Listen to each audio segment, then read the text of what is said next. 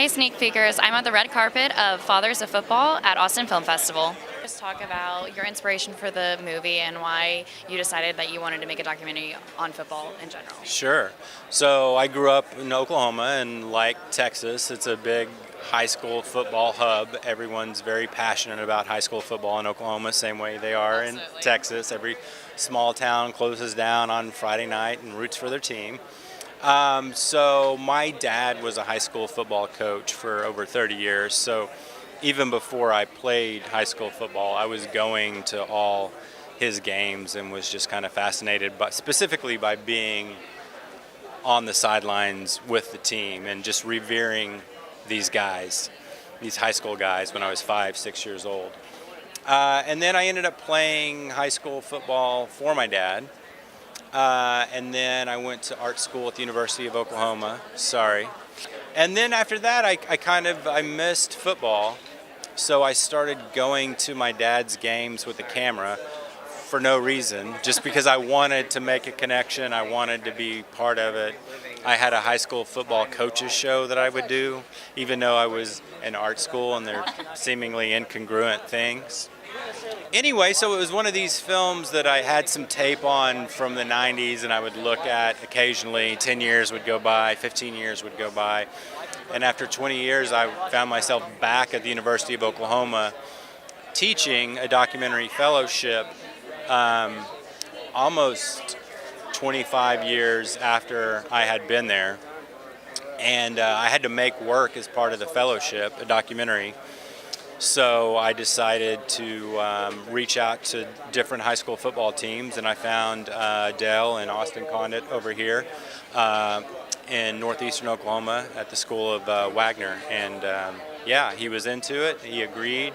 He was insanely accommodating. He gave me full access, and I think that's what it took, is full access. So going through the process of making this film, what was one thing that you learned along the way, or one thing that you weren't expecting to happen that did?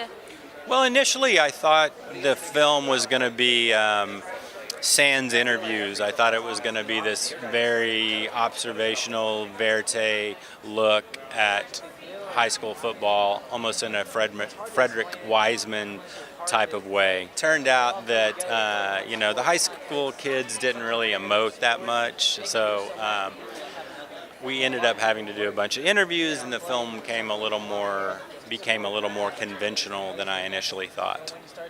Yeah, I did enjoy the process. My wife didn't always like the process, but she ended up loving Bradley, so she was willing to be a part of it.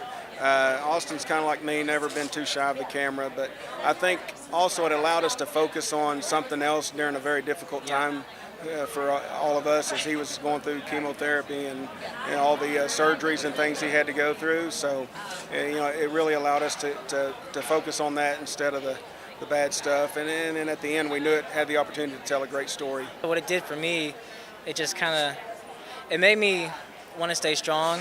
I don't know how to explain. I don't know. I liked it. I'll just keep it at that. I liked it a lot, and I'm not one that's like shy from cameras either. So at first, I just saw it as like, I hope I get on Netflix or something like that. So.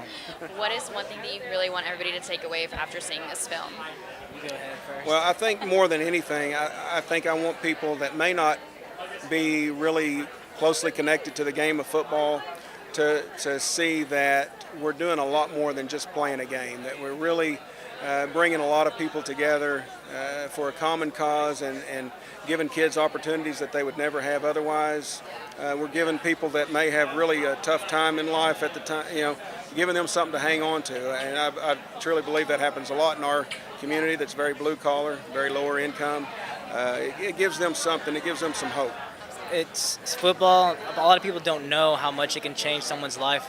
I mean, for me personally, it got me through the toughest part of my life. You have something to hang on to, and you have something to work for to get back to. That's something that really helped me get better and more healthy. And I guess another thing I'd say is, when you're going through rough patches in life, don't necessarily beat down on yourself. Just use that as turn your bad situation into something good, because you can't always control what happens to you. So, I mean, if they can get that from the film, then it's done something good for other people.